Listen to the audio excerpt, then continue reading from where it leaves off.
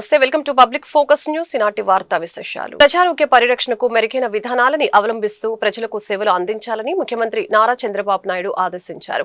ఈ మేరకు అందుబాటులో ఉన్న టెక్నాలజీని వినియోగించుకోవడంతో పాటు నిపుణుల సలహాలను తీసుకోవాలని సీఎం సూచించారు. మంగళవారం రాష్ట్ర సచివాలయంలో వైద్యారోగ్య శాఖపై సమీక్షించారు. ఈ మేరకు గేట్స్ ఫౌండేషన్ తో కలిసి వైద్యారోగ్య రంగంలో ప్రభుత్వం అమలు చేస్తున్న సంజీవనితో సహా వివిధ ప్రాజెక్టులపై సీఎం చంద్రబాబు చర్చించారు.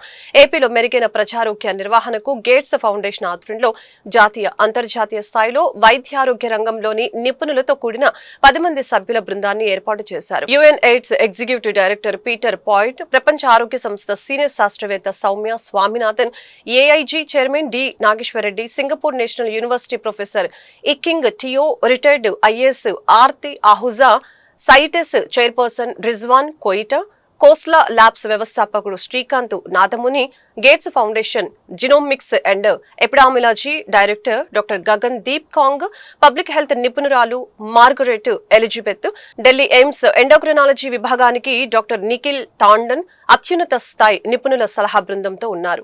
అత్యున్నత స్థాయి నిపుణుల సలహా బృందం సభ్యులు వర్చువల్ గా ఈ సమీక్షకు హాజరయ్యారు. ఈ సందర్భంగా ముఖ్యమంత్రి మాట్లాడుతూ వైద్యారోగ్య రంగంలో వివిధ ప్రమాణాలను అందుకునేలా WHO లాంటి సంస్థలు నిర్దేశించిన అంశాలను అమలు చేస్తున్నామని తెలిపారు.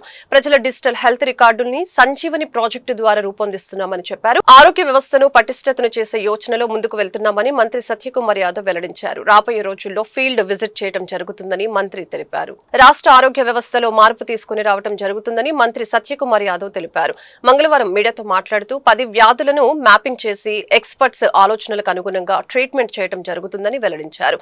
జాతీయ అంతర్జాతీయ ఎక్స్పర్ట్స్ తో ఉండే శాస్త్రవేత్తలు ఈ గ్రూప్ లో ఉన్నారని తెలిపారు. దేశ విదేశాలలో ఉన్న ఈ సైంటిస్టులు వర్చువల్ విధానంలో మొదటి సమావేశానికి హాజరయ్యారని తెలిపారు. వ్యక్తిగత చికిత్స అందించేందుకు ప్రతిష్టాత్మకంగా ఈ ఎక్స్పర్ట్స్ గ్రూప్ పనిచేస్తుందని అన్నారు.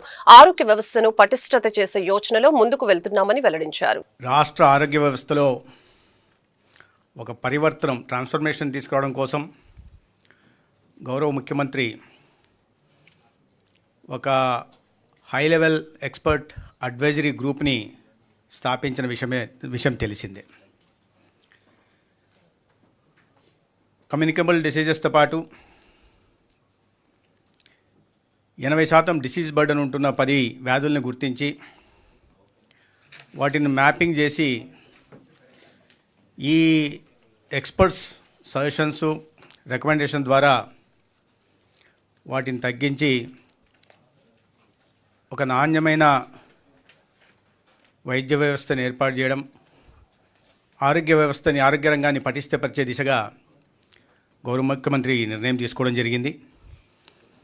దీంట్లో జాతీయ అంతర్జాతీయ ప్రఖ్యాతిగాంచిన ఎక్స్పర్ట్లు ఉన్నారు. ఉదాహరణకు doctor YY Teo, national university of సింగపూర్కి సంబంధించిన ఒక సైంటిస్టు, అదేవిధంగా డీన్ కూడా ఆయన అక్కడ. Doctor Soumya Swaminathan, paediatrician researcher, గతంలో ఈ ICMRని లీడ్ చేశారు. WHO ఫస్ట్ చీఫ్ సైంటిస్ట్కి కూడా వారు పనిచేశారు. అదేవిధంగా సర్ పీటర్ పొయాట్, ఇతను ఎలోబా వైరస్ని కనుక్కున్న సైంటిస్టు. డాక్టర్ మార్గరెట్ ఎలిజబెత్ క్రక్, ఈవిడ కూడా ఈ హార్వర్డ్ యూనివర్సిటీలో TH Chan school of public health ప్రొఫెసర్గా కూడా ఉన్నారు. అదేవిధంగా గతంలో IAS ఆఫీసర్గా ఉంటూ తర్వాత ప్రస్తుతం ఒక రీసెర్చర్గా ఉంటూ ఇంటర్నేషనల్ హెల్త్ ఇన్స్టిట్యూట్కి రీసెర్చర్గా ఉంటున్న డాక్టర్ ఆర్తి అహూజా, అదేవిధంగా doctor Gagandeep Kang, director global health Gates foundation, అదేవిధంగా శ్రీకాంత్ నాదముని, ఎవరైతే ఈ ఆధార్ ప్లాట్ఫామ్కి CTO ఉన్నారో, డిజిటల్ ఇన్ఫ్రాస్ట్రక్చర్ అడ్వాన్స్మెంట్కి దేశంలో కృషి చేశారో ఆయన. మిస్టర్ రిజ్వాన్ కోయితా, ఇతను national accreditation board of hospital health care ప్రొవైడర్స్కి చైర్మన్గా ఉన్నారు. అదేవిధంగా పద్మశ్రీ డాక్టర్ నిఖిల్ టాండన్, ఈ హైలీ రెప్యూటెడ్ ఎండోక్రైనాలజిస్ట్. అదేవిధంగా మనకందరికీ తెలిసిన మన తెలంగాణ రాష్ట్రానికి సంబంధించిన డాక్టర్ డి నాగేశ్వరరెడ్డి గారు, పద్మవిభూషణ్. ఈ 10 మందితో ఒక ఎక్స్పర్ట్ గ్రూప్ని గౌరవ ముఖ్యమంత్రి గారు నియమించిన కొన్ని వారాల్లోనే ఇవాళ మొదటి సమావేశాన్ని కూడా నిర్వహించడం జరిగింది. అనేక మంది దేశ విదేశాల నుంచి ఉన్నవాళ్ళు కాబట్టి కొంతమంది ఫిజికల్గా, కొంతమంది వర్చువల్గా కూడా ఈ సమావేశంలో పాల్గొన్నారు. దాదాపు 2 గంటల పాటు జరిగిన సమావేశంలో భవానీపురంలోని జోజీనగర్ లో 42 ఫ్లాట్ల బాధితుల్ని వైసీపీ అధినేత జగన్ పరామర్శించారు. భవానీపురంలో ఇటీవల ఇళ్లను కోల్పోయిన 42 కుటుంబాల తరపున ఆయన అనేక విషయాలను ప్రస్తావించారు. ఈ సందర్భంగా ఆయన మాట్లాడుతూ సుప్రీంకోర్టులో పిటిషన్ పెండింగ్ లో ఉందని, ఈ నెల 31వ తేదీ వరకు 42 కుటుంబాలకు సుప్రీంకోర్టు ఊరట ఇచ్చిందని తెలిపారు. అయితే పోలీసులు ప్రైవేటు పార్టీకి మద్దతు తెలుపుతూ ఇళ్లను కూల్చివేశారని, 31వ తేదీ వరకు గడువు ఉన్నా అధికార దుర్వినియోగం చేశారని మండిపడ్డారు. ఇళ్లు కూల్చేసి 42 కుటుంబాలను రోడ్డు పాలు చేశారని తెలిపారు. 2.17 ఎకరాల విలువ 150 కోట్లకు పైగా ఉంటుందని, 42 కుటుంబాలు 25 ఏళ్లుగా ఇక్కడే ఇల్లు కట్టుకుని ఉంటున్నారని తెలిపారు. వాళ్ల ఇళ్లను ధ్వంసం చేశారని వైఎస్ జగన్మోహన్ రెడ్డి పేర్కొన్నారు. భవానీపురం ఇళ్ల కూల్చివేతపై సిబిఐ విచారణ జరిపించాలని, ఫేక్ సొసైటీ క్రియేట్ చేసి పేద ప్రజల ఆస్తులపై ఎలా కన్నేశారో తేలాలని వైఎస్ జగన్ కోరారు. ఎవరైతే నష్టపోయినారో 25 ఏళ్ల నుంచి ఇక్కడే ఉంటున్నారు. ఒక్కొక్కరికి లోన్లున్నాయి, 20 లక్షలు 25 లక్షల రూపాయల బ్యాంకుల్లో రుణాలున్నాయి. వీళ్ళని తీసుకొని పోయి ఇప్పుడు నడు రోడ్డు మీద పెట్టారు. వీళ్ళు బతికేది ఎలా? వీళ్ళ లోన్లు ఎలా తీరుస్తారు? రాష్ట్ర ప్రభుత్వం కనికరం చూపించని ఈ పరిస్థితి నుంచి వీళ్ళ పరిస్థితి మారాలి. వీళ్ళందరికీ కూడా ఇమ్మీడియట్లీ ఇక్కడే గవర్నమెంట్ రావాలి. వీళ్ళకి సంబంధించిన లోన్లన్నీ కూడా గవర్నమెంట్ తన రెస్పాన్సిబిలిటీ కింద గవర్నమెంటే కట్టేట్టుగా తీసుకోవాలి.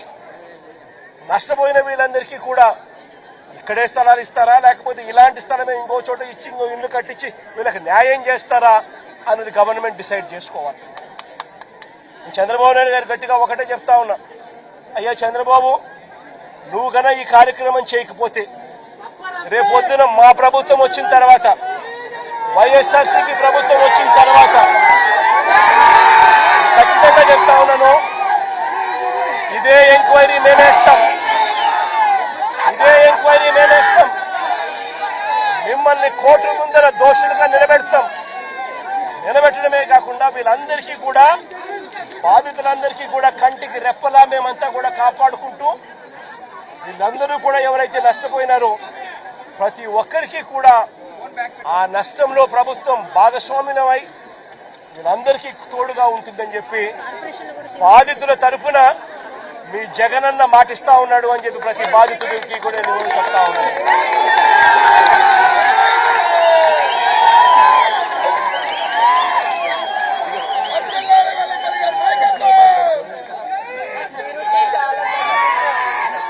సుప్రీంకోర్టులో ఈ కేసుకు సంబంధించి అన్ని రకాల సపోర్ట్ కూడా వైఎస్ఆర్సీపీ తరఫున న్యాయానికి సంబంధించిన సుప్రీంకోర్టులో కానీ హైకోర్టులో కానీ వీళ్ళ తరఫున ఆర్గ్యూ చేసే దానికోసం లాయర్ల దగ్గర నుంచి ప్రతి ఒక్కరికి న్యాయం తరఫున ప్రతి ఒక్కరికి కూడా అన్ని రకాల సహాయ సహకారాలు కూడా కొనసాగిస్తామని కూడా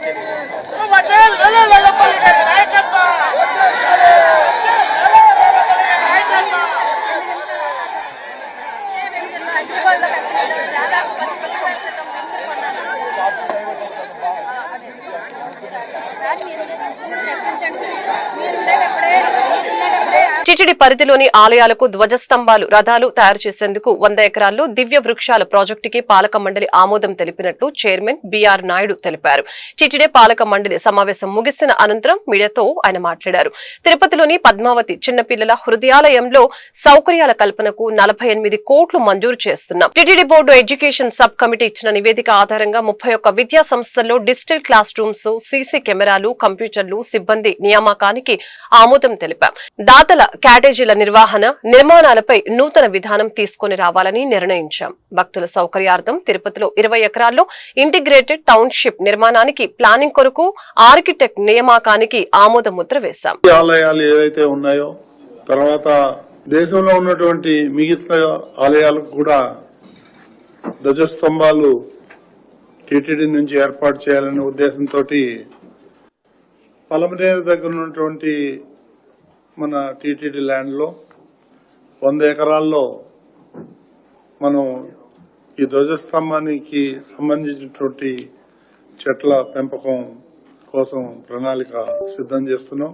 తిరుపతిలోని పద్మావతి చిన్నపిల్లల హృదయాలు ఏదైతే హాస్పిటల్ ఉందో అత్యాధునిక సౌకర్యాలతో దాన్ని తయారు చేయాలనేటువంటి ఉద్దేశంతో ఇంకో 48 కోట్లు శాంక్షన్ చేయడం జరిగింది. టీటీడీలోని 31 విద్యా సంస్థల్లో డిజిటల్ క్లాస్ రూమ్లు, సీసీ కెమెరాలు, కంప్యూటర్లు, అందుకు అవసరమైనటువంటి సాఫ్ట్వేర్ ఇవన్నీ కూడా సిబ్బంది తదితర సౌకర్యాలు కల్పించేందుకు ఆమోదం తెలపడం జరిగింది. తలకోనలో ఉన్నటువంటి సిద్ధేశ్వర స్వామి ఆలయం నిర్మాణ పనులు 2వ దశలో 14.10 కోట్లతో ఇప్పుడు మంజూరు చేయడం జరిగింది. తిరుపతిలోని పద్మావతి మహిళా డిగ్రీ కళాశాలలో ప్రస్తుతం ఉన్న 2100 హాస్టల్ సీట్ నుంచి మరో 270 సీట్లు అదనంగా పెంచాలనేటువంటి నిర్ణయం తీసుకోవడం జరిగింది. టీటీడీ ఇంజనీరింగ్ విభాగంలో 4 కేటగిరీల్లో ఉన్నటువంటి 60 పోస్టులకు రిక్రూట్మెంట్ చేయటం కూడా జరుగుతుంది త్వరలోనే. తిరుమలకు వచ్చే దారులు ఏవైతే ఉన్నాయో అవన్నీ కూడా రిపేర్లు చేయటం, బ్యూటిఫికేషన్ చేయటం అవన్నీ కూడా టీటీడీ బాధ్యత తీసుకుంటుంది. టీటీడీ ఎస్వి జూనియర్ కళాశాల, ఎస్విడబ్ల్యూ జూనియర్ కళాశాల, డే స్కాలర్ మధ్యాహ్న భోజనం వీళ్ళందరికీ కూడా మధ్యాహ్నం భోజనం అందించాలనేటువంటి నిర్ణయం కూడా తీసుకోవడం జరిగింది. తిరుమలలోను కాలిబాటలో ఉన్న పురాతన గల నిర్మాణాల పరిరక్షణ కొరకు ప్రత్యేకంగా ఒక విభాగం ఏర్పాటు చేసి అనుభవం గల అధికారుల నియమానికి వాళ్ళకి విజయవాడ కాళేశ్వరరావు మార్కెట్ వద్ద గల ఏపీ వక్ఫ్ బోర్డు కార్యాలయంలో ఏపీ వక్ఫ్ బోర్డు చైర్మన్ అబ్దుల్ అజీజ్ అధ్యక్షతన 9వ బోర్డు సమావేశం జరిగింది. ఈ మేరకు ఏపీ వక్ఫ్ బోర్డు చైర్మన్ అబ్దుల్ అజీజ్ మీడియాతో మాట్లాడారు. సమావేశంలో ఆయన మాట్లాడుతూ గత ఏడాది కాలంలో ఆంధ్రప్రదేశ్ రాష్ట్ర వక్ఫ్ బోర్డు పనితీరు దేశానికి ఆదర్శంగా నిలిచిందని ఏపీ రాష్ట్ర వక్ఫ్ బోర్డు చైర్మన్ అబ్దుల్ అజీజ్ పేర్కొన్నారు. వక్ఫ్ బోర్డు చరిత్రలో తొలిసారిగా ఈ టెండరింగ్ విధానం అమలు చేసి హుండీలు, వాణిజ్య ఆస్తుల ద్వారా గణనీయమైన ఆదాయం సమకూర్చామని తెలిపారు. కంప్లీట్ గా సపోర్ట్ చేస్తూ ఉంది. అందుకోసం ఇవన్నీ ఇంకా చాలా ఉన్నాయి నేను చెప్పాలని, కానీ it's not the time. I will give you entire data మీకు ఇన్ రైటింగ్ ఇస్తాను. సో ఒకటే చెప్తున్నా, వక్ఫ్ భూములు మేము కొనేసుకుంటే ఇప్పుడు కాకపోతే 4 రోజుల తర్వాత మార్చుకోవచ్చు, చుక్కల భూముల్లాగా కాదు ఇది. ప్రజలు అర్థం చేసుకోవాలి. Once Waqf is for ever Waqf. మామూలుగా చుక్కల భూములు గ్రామ కంఠం తీసుకొని 4 రోజుల తర్వాత మనకు పట్టాలు ఇస్తారు, ప్రభుత్వం మళ్ళా ఇస్తుంది. అటువంటిది కాదు ఇది. చాలామంది అమాయకులు కొనారు. అమాయకులు, ఐ నో, చాలామంది అమాయకులు తెలియకుండా అక్కడ ఉండేవాళ్ళు అమ్మేస్తే కొని ఇబ్బంది పడేవాళ్ళు చాలామంది ఉన్నారు. అయితే చాలామంది ల్యాండ్ గ్రాబర్స్ తెలిసి కావాలని ఒక ల్యాండ్ తీసుకోవచ్చు, మనకిక్కడ మజల్ పవర్ ఉంది అని తీసుకునే వాళ్ళు చాలామంది ఉన్నారు. వాళ్ళందరికీ చెప్తున్నా నేను, ఒక్క అంగుళం కానీ మీరు తీసుకోలేరు. తీసుకోవడం కాదు, తీసుకోలేరు. ఏమన్నా తీసుకున్నా అవన్నీ కానీ రిటర్న్ చేయాల్సి వస్తుంది. అందరికి చెప్తున్నా, మీరు భూములు ఎప్పుడైనా కొనాలనుకునేప్పుడు ఒక్కసారి వక్ఫ్ భూములు అని మీకు అనుమానం వచ్చినా ఈ ఆఫీస్తో ఎంక్వైరీ చేసి కొనండి. ఇప్పుడు అన్నీ ఈ పోర్టల్లో అన్నీ రెడీ అయిపోయింది కాబట్టి ప్రతి జిల్లా హెడ్ క్వార్టర్స్లో మొత్తం మా ఆస్తి వివరాలు ఆడ పెడతాం. అలాగనే వెబ్సైట్లో కానీ పెడతాం. మీకు ఏదైనా డౌట్ ఉంటే ఫలానా ఆస్తి అని మీరు చూసుకోవచ్చు. మీరు కొనేసి బాధపడే బదులు కొనక ముందు 1కి 2 సార్లు చెక్ చేసుకోండి. ఇది దేవుడు ఆస్తులు. అమ్మడానికి నాకు పవర్ లేదు, మార్చడానికి పవర్ లేదు. ఏదైనా ప్రభుత్వం అత్యవసరంగా ఏదైనా ప్రజలకి సేవకి పనికి వస్తాయి, ప్రజలకి ఏదో ఎమర్జెన్సీ అంటే దానికి మాత్రం తప్ప వ్యక్తిగతంగా బోర్డు అమ్మడం, కొనడం, మార్పిడి చేయడం ఇవన్నీ జరగవు. కాబట్టి once Waqf is for ever Waqf.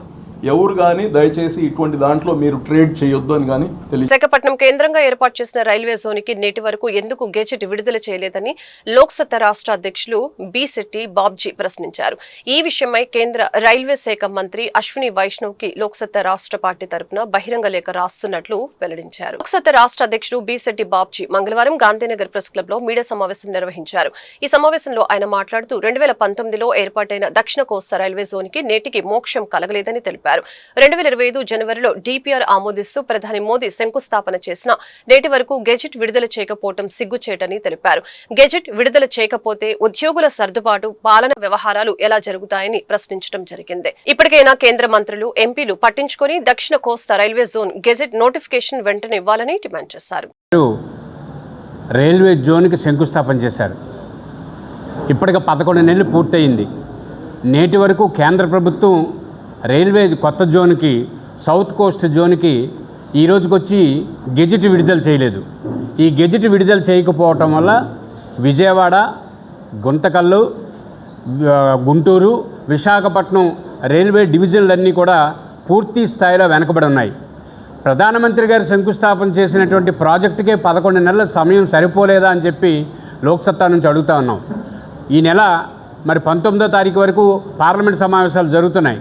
కేంద్ర మంత్రులు కానీ, పార్లమెంట్ సభ్యులు కానీ పట్టించుకోవాలి. ప్రధానమంత్రి గారు శంకుస్థాపన చేసిన తర్వాత ఈ రోజుకొచ్చి అంగుళం కూడా ముందుకు కదలకపోతే ఆంధ్రప్రదేశ్ రాష్ట్రం నష్టపోతుంది, ఆంధ్రప్రదేశ్ ప్రజలు నష్టపోతున్నారు. నేను గౌరవ ముఖ్యమంత్రి చంద్రబాబు నాయుడు గారిని, పవన్ కళ్యాణ్ గారిని, అట్లాగే లోకేష్ గారిని కోరుతా ఉన్నాను లోక్సత్తా నుంచి. అయ్యా, 11 నెలలు పూర్తయింది, ఇప్పటికొచ్చి కనీసం అంగుళం ముందుకు కదలలేదు. దీనివల్ల రాష్ట్రంలో రైల్వే కార్మికులు అంటే పర్టికులర్గా జూన్ 5వ తారీఖున మాధుర్ని జీఎంగా నియమించిన తర్వాత అసలు మన జోన్ ఎంతవరకు ఉంది, కార్మికులు ఎవరు రావచ్చు, ఎక్కడికి బదిలీలు కావచ్చు, ఏ రకమైన అభివృద్ధి, పరిపాలనా యంత్రాంగం ఎలాగా అంటే డెక్ బిల్డింగ్ని 6, 7, 2 ఫ్లోర్లు తీసుకొని ఈ రోజుకి వచ్చి అక్కడ పరిపాలన పూర్తి కాలేదు. మరి రాష్ట్రం నష్టపోతుంది. కాబట్టి వెంటనే రాష్ట్రం నుంచి ప్రజల ద్వారా ఎన్నికైనటువంటి పార్లమెంట్ సభ్యులు, మంత్రులు ఇమీడియట్గా గెజిట్ని రిలీజ్ చేయడం కోసం పూర్తి స్థాయి కార్యక్రమాలు నిర్వహించాలని చెప్పి లోక్సత్తా రాష్ట్ర అధ్యక్షుడిగా నేను కోరుతున్నాను. నా పేరు బి శెట్టి బాబ్జీ, నేను లోక్సత్తా ఆంధ్రప్రదేశ్ రాష్ట్ర అధ్యక్షుడు. సామాజిక ఉద్యమకారిని. ముఖ్యంగా 2014లో విభజన చట్టంలో పెట్టిన అంశాన్ని ఇప్పుడు దాకా కూడా అమలు జరగకపోవటం, బాబ్జీ గారు చెప్పినట్టు అది జరగడానికి కూడా ఇన్ని అడ్డంకులుగా క్రియేట్ ఉంటాం. దానికి ముఖ్యంగా మన పార్లమెంట్ సభ్యులు అప్పటి నుంచి ఇప్పుడు దాకా ఎన్నికైన పార్లమెంట్ సభ్యులు కానీ, ఇప్పుడు పార్లమెంట్ సభ్యులు కానీ చాలా తీవ్రంగా వాళ్ళు ముందుకు నడవాల్సిన బాధ్యత ఉంది.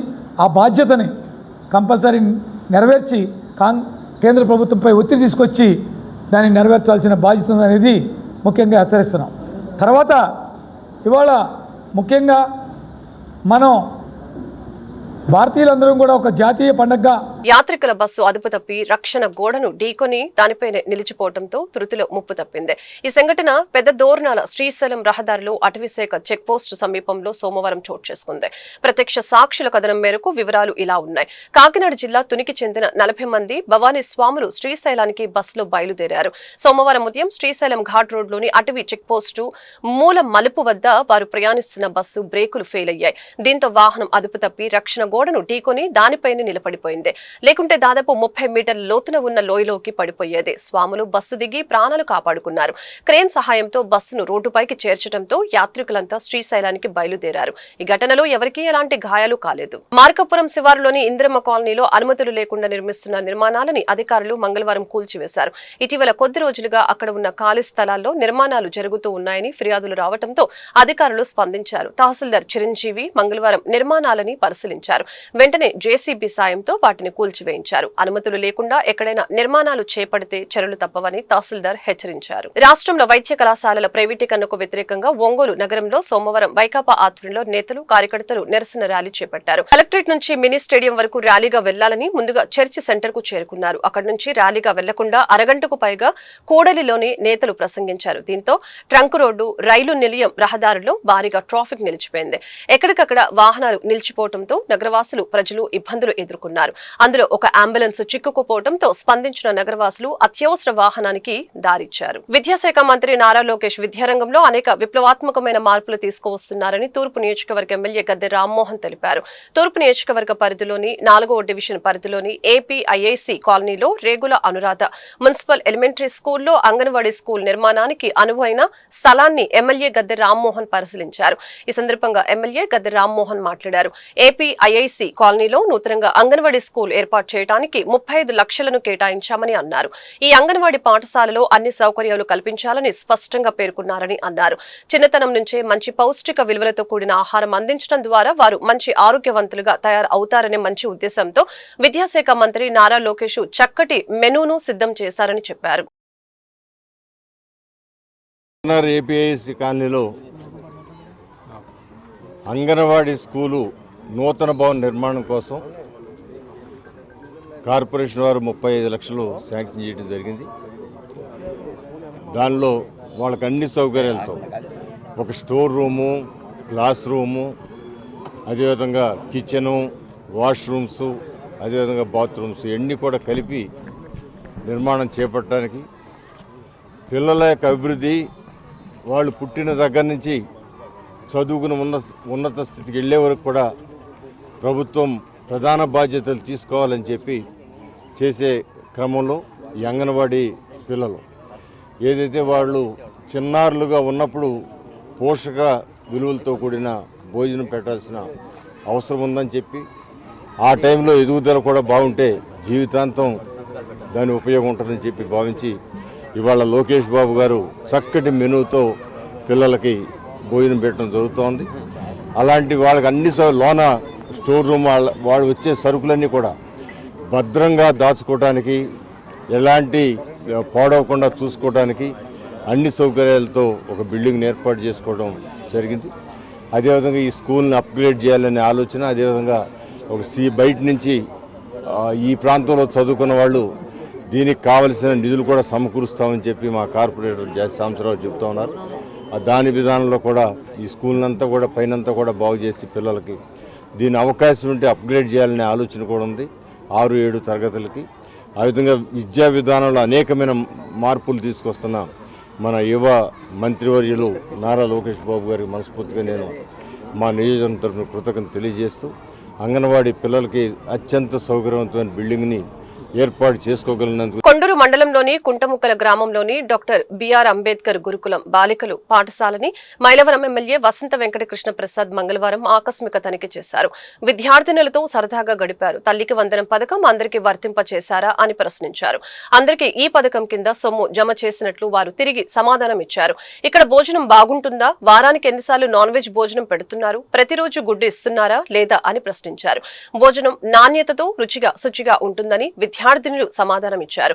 ఇంకా ఇక్కడ ఏమైనా సమస్యలున్నాయా అని ప్రశ్నించగా విద్యార్థినులు సమస్యలేమీ లేవని చెప్పడంతో అబద్ధం చెప్తున్నారంటూ బాలికలతో మాట కలిపారు. కాలక్రమంతో పాటు ఇటీవల బుడమేరు వరదకు వసతి భవనం శిథిలం అవ్వడంతో విద్యార్థినులు తరగతి గదుల్లోనే నిద్రించడం తెలిసి ఎమ్మెల్యే వసంత కృష్ణ ప్రసాద్ చలించారు. వారి సమస్యల్ని తానే చెప్పి వారంలోగా సమస్యల్ని పరిష్కరించడానికి కృషి చేస్తానని హామీ ఇచ్చారు. స్వాతంత్ర్యం వచ్చి అనేక సంవత్సరాలైన నాయ బ్రాహ్మణులకి ఏ రాజకీయ పార్టీ చట్టసభల్లో అవకాశం ఇవ్వలేదని ఆంధ్రప్రదేశ్ నాయ బ్రాహ్మణ సంఘం అధ్యక్షులు ముసిడిపల్లి రమణ ఆవేదన వ్యక్తం చేశారు. గత ప్రభుత్వం 5 సంవత్సరాల కాలంలో నాయ బ్రాహ్మణ కార్పొరేషన్ ని నిర్వీర్యమైపోయిందని, కూటమి ప్రభుత్వం ఏర్పడిన తర్వాత కూడా జీవోలు ఇచ్చినా అమలు కాకపోవడం వలన తమ జాతికి నష్టం వాటిల్లుతుందని తెలిపారు. చట్టసభల్లో తమ గోడు చెప్పుకునేందుకు జనాభా ప్రాతిపదికన ఒక ఎమ్మెల్సీ ఇవ్వాలని కూటమి ప్రభుత్వాన్ని డిమాండ్ చేశారు. ఆంధ్రప్రదేశ్ నాయ బ్రాహ్మణ సంఘం ఆధ్వర్యంలో గాంధీనగర్ ప్రెస్ క్లబ్ లో మీడియా సమావేశం నిర్వహించడం జరిగింది. ఈ సమావేశంలో సంఘం అధ్యక్షుడు ముసిడిపల్లి రమణ, ప్రధాన కార్యదర్శి కరేటి నరసింహారావులు మాట్లాడారు. అనేక సంవత్సరాలుగా వెనుకబడిన వర్గాలుగా ఉన్న నాయ బ్రాహ్మణుల అభివృద్ధికి ప్రభుత్వాలు చిత్తశుద్ధితో పనిచేయడం లేదని తెలిపారు. గత జగన్ ప్రభుత్వంలో నాయ బ్రాహ్మణ కార్పొరేషన్ ఏర్పాటైనా నిధులు కేటాయించకుండా నిర్వీర్యం చేశారని తెలియజేశారు. రాష్ట్రంలో తమ కోసం కమ్యూనిటీ హెల్ప్ లేదని, నేటి వరకు ఒక్క కళ్యాణ మండపం కూడా లేదని ఆవేదన వ్యక్తం చేశారు. తమ గోడు చట్టసభల్లో చెప్పుకునేందుకు జనాభా ప్రాతిపదికన ఒక ఎమ్మెల్సీ అయినా కేటాయించాలని ప్రభుత్వాన్ని కోరారు. వైఎస్ జగన్ ప్రభుత్వంలో వచ్చిన తర్వాత ఆ నాయ బ్రాహ్మణ ఫెడరేషన్ అనే దాన్ని కార్పొరేషన్గా మార్పు చేయడం జరిగింది. అయితే ఫెడరేషన్గా ఉన్నప్పుడు ఫెడరేషన్ ద్వారా అనేకమైనటువంటి జీవోలు కూడా ఆ రోజు ప్రభుత్వం ద్వారా ఇవ్వడం జరిగింది. ఉదాహరణకి నాయ బ్రాహ్మణులకి ప్రభుత్వం నిర్మించే షాపింగ్ కాంప్లెక్స్ల్లో ఒక షాపు కేటాయించాలని రాయితీపై అదొక జీవో ఉంది. అట్లాగే నాయ బ్రాహ్మణులకి జిల్లాల వారీగా వెల్ఫేర్ కమిటీ అనేది ఒకటి ఉండేది. ఆ వెల్ఫేర్ కమిటీకి చైర్మన్గా జేసీ గారు ఉండేవారు. మిగతా ఒక రెవెన్యూ డివిజన్కి ఒక మెంబరు నాయి బ్రాహ్మణులు ఉండేవారు. అందులో ఒక మహిళ కూడా ఉండేది. నేడు ఆ ఫెడరేషన్ని కార్పొరేషన్గా మార్చిన తర్వాత ఈ వెల్ఫేర్ కమిటీ అనేది పనిచేయడం లేదు. మేము కోరేది ఏంటంటే నాయి బ్రాహ్మణులో డెవలప్మెంట్ వెల్ఫేర్ కార్పొరేషన్ అనేది పెట్టారు కాబట్టి దాంట్లో కూడా ఈ జీవోలన్నీ అమలు చేయాలని చెప్పేసి ప్రధానమైనటువంటి డిమాండ్. ఒకవేళ అమలు చేయలేనట్లయితే తిరిగి కార్పొరేషన్ని ఫెడరేషన్గా మార్పు చేస్తే సహకార చట్టంలో ఉన్నటువంటి ఫెడరేషన్ని కంపెనీల చట్టంలో తీసుకొచ్చారు. సహకార చట్టంలో ఉండేటప్పుడు ఆ సహకార చట్టం ద్వారా మా వాళ్ళకి ఆర్థికంగా ఎంతో ఉపాధి జరిగేది. బజెట్ ఇన్స్ట్రుమెంటు ₹1,00,000 ఉంటుందండి. ₹1,00,000 కూడా అదే గవర్నమెంట్ మాకు సబ్సిడీ లోన్ ఇస్తే ఒక ₹50,000 సబ్సిడీ కట్టుకుంటాం. ఒక 50,000 కూడా మాకు ఇది అవుతుంది కాబట్టి ప్రభుత్వం వారు కూడా అలాగ మాకు ఉపాధి కల్పిస్తే బాగుంటుందండి మా వాయిద్య కళాకారులకి.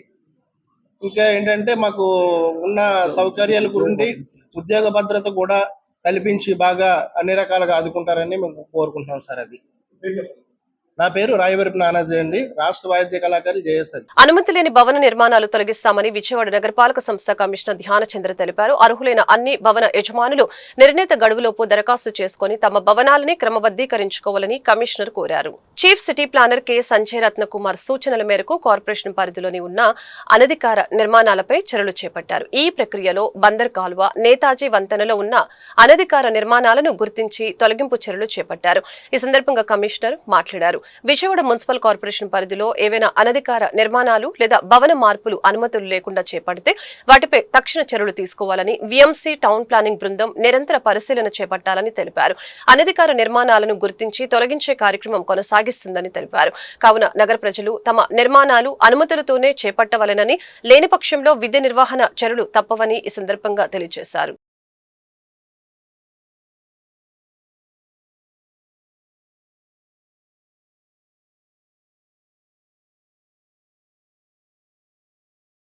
సహకార బ్యాంకుల రాజ్యాంగబద్దంగా ఇచ్చిన స్వేచ్ఛను తుంగలో తొక్కుతూ ఆర్బీఐ పరిధిలోకి తీసుకుని రావాలని కేంద్ర ప్రభుత్వం దుర్మార్గమైన చట్టాలు తీసుకువచ్చిందని Andhra Pradesh cooperative urban banks credit societies federation limited president Chitturi Ravindra, general secretary Chalasani Raghavendra Rao ఆరోపణలు చేశారు. సహకార బ్యాంకుల డైరెక్టర్లకు అర్హతలు నిర్ణయించే అధికారాన్ని రిజర్వు బ్యాంకుకు కట్టబెట్టడం దుర్మార్గమని తెలిపారు. Andhra Pradesh cooperative urban banks credit societies federation ఆధ్వర్యంలో గాంధీనగర్ ప్రెస్ క్లబ్ లో మంగళవారం మీడియా సమావేశం నిర్వహించడం జరిగింది. ఈ సమావేశంలో federation president Chitturi Ravindra, general secretary Chalasani రాఘవేంద్రరావులు పాల్గొని మాట్లాడారు. 2020లో హఠాత్తుగా సంప్రదింపులు కూడా లేకుండా బ్యాంకింగ్ రెగ్యులేషన్స్ మార్పులు చేశారని తెలిపారు. సహకార బ్యాంకులు అనే పదాన్ని బ్యాంకింగ్ కంపెనీగా మార్పు చేశారని తెలిపారు. ఆర్బీఐకి అనుగుణంగా అనేక మార్పులు చేసుకుంటూ ఉన్న సహకార బ్యాంకుల స్వేచ్ఛకు భంగం వాటిల్లే విధంగా కేంద్రం చట్టాలను తీసుకువచ్చిందని తెలియజేశారు. వెంటనే కేంద్రం తీసుకున్న నిర్ణయాలను ఉపసంహరించుకోవాలని అన్నారు. కార్యక్రమంలో federation vice president Sheikh Abdul Jilani తదితరులు పాల్గొన్నారు. రాజానగరం మాజీ శాసనసభ్యులుగా కూడా పనిచేశారు. వారు కాకినాడ కోఆపరేటివ్ టౌన్ బ్యాంక్ చైర్మన్గా ఉన్నారు. విశాఖపట్నం కోఆపరేటివ్ బ్యాంక్కి నేను డైరెక్టర్గా ఎన్నికైన రోజున అంతా కలిపి మా కార్యకలాపాలు 100 కోట్లు ఉన్నాయి. ఇవాళ 8,400 కోట్ల రూపాయలకి మా కార్యకలాపాలు పెరిగినాయి. మేము ప్రొఫెషనల్స్ అంటారు, లేకపోతే నిపుణులు అంటారు, కాదు మాకు తెలియదు. వారి డెఫినేషన్ ప్రకారం మేము ఎవరూ నిపుణులు కాకపోవచ్చు. అంటే వారు ఎవరిని ఉంచాలనుకుంటే వారిని ఉంచుతాము, ఎవరిని తీసేయాలనుకుంటే వారిని తీసేయాలంటే ఇది రిజర్వ్ బ్యాంకు లేకపోతే కేంద్ర ప్రభుత్వం యొక్క దయాదాక్షిణ్యాల మీద నడిచేటువంటి సంస్థలు కాదు. అందుకని ఈ సందర్భంగా మేము కూడా నిర్ణయించాం. మన రాష్ట్రంలో ఉన్నటువంటి అర్బన్ బ్యాంకుల సర్వసభ్య సమావేశాలని జరపాలని, ప్రభుత్వం చేసినటువంటి చర్యని ఖండిస్తూ తీర్మానాలు చేయాలని నిర్ణయం చేశాం. ఈ చట్టాలను ఉపసంహరించుకోవాలని, రిజర్వ్ బ్యాంకు చేసేటువంటి ఏకపక్ష నిర్ణయాలన్నింటినీ ఖండిస్తూ కూడా మేము నిర్ణయాలు చేయటం అనేటువంటిది జరిగింది. అట్లాగే అర్బన్ బ్యాంకుల జాతీయ సమాఖ్య ద్వారా కూడా ఈ అంశాలని ఎందుకంటే దేశమంతా ఒకేసారి కొంత గందరగోళాన్ని సృష్టించడానికి ఇట్లాంటివి ఉపయోగపడింది. ఇది ప్రజల యొక్క అవసరం మేరకు విద్యుత్ ని పొదుపుగా వాడుకోవాలి, భవిష్యత్తులో విద్యుత్ ఇబ్బందులు లేకుండా చూసుకోవాలి డాక్టర్ గొట్టిపాటి లక్ష్మి ఈ సందర్భంగా తెలిపారు. ఈ సందర్భంగా డాక్టర్ లక్ష్మి మాట్లాడుతూ అవసరానికి మించి విద్యుత్ ని వినియోగిస్తే భవిష్యత్తు అంధకారం అవుతుందని తెలిపారు. మన కూటమి ప్రభుత్వంలో మన ప్రియతమ ముఖ్యమంత్రి వర్యులు నారా చంద్రబాబు నాయుడు, ఉప ముఖ్యమంత్రి వర్యులు పవన్ కళ్యాణ్, ఐటీ శాఖ మంత్రి నారా లోకేష్, మన విద్యుత్ శాఖ మంత్రి గొట్టిపాటి రవికుమార్, మన కూటమి ప్రభుత్వం ఏర్పడ్డ తర్వాత ప్రణాళికబద్ధంగా ముందు చూపుతో విద్యుత్ అంతరాయం లేకుండా నిరంతరాయంగా విద్యుత్ ని అందించగలిగిన ఏకైక ప్రభుత్వం కూటమి ప్రభుత్వం అని తెలిపారు. మన కూటమి ప్రభుత్వంలో కరెంటుకి ఎలాంటి ఇబ్బందులు లేకుండా నిర్విరామంగా కరెంటు అందిస్తున్నామంటే అది కూటమి ప్రభుత్వం ముందు చూపేనని తెలిపారు. అదేవిధంగా ప్రజలు కూడా చైతన్యంతో విద్యుత్ ని అనవసరంగా అవసరం లేకుండా వాడవద్దని, అవసరం మేరకు అందరూ వాడుకోవాలని, సోలార్ వైపు పయనించాలని ఆమె పిలుపునిచ్చారు. ఈ కార్యక్రమంలో దర్శి నియోజకవర్గం టీడీపీ పార్టీ నేతలు, అధికారులు పాల్గొన్నారు. భావితరాలకు ఒక చక్కని పర్యావరణం అందించేలాగా ఇంధన వనరులను బాధ్యతతో వినియోగిస్తాను. విద్యుత్ పొదుపును నా దినచర్యలో భాగం చేసుకుంటాను. సహజ వనరుల్ని రక్షించుకునే కాపలాదారుగా ఉంటాను. అత్యంత విలువైన విద్యుత్ కి ఏ రూపంలోనూ వృధా కాకుండా ఎల్లవేళలా జాగ్రత్తగా వ్యవహరిస్తాను. బాధ్యత గల భారతదేశ పౌరునిగా విద్యుత్ వృధాను అరికట్టి విద్యుత్ శక్తిని సరైన రీతిలో వినియోగించడం వల్ల కలిగే లాభాలు వివరించి విద్యుత్ పొదుపు సందేశం అందరికీ చేరేలాగా పాటుపడతానని ఆత్మసాక్షిగా ప్రతిజ్ఞ చేస్తున్నాను. ఏంటంటే ఎక్కడా కూడా ఒక కంటిన్యూస్ గా మనకి కరెంట్ సప్లై ఉంటది. కరెంట్ చార్జెస్ అనేది మనకు ఆర్థిక భారం చాలా తగ్గుతుంది. అట్లాగే పర్యావరణం కూడా మనకి ఎన్విరాన్మెంట్ కూడా ఎటువంటి హాని జరగకుండా ఉంటుంది.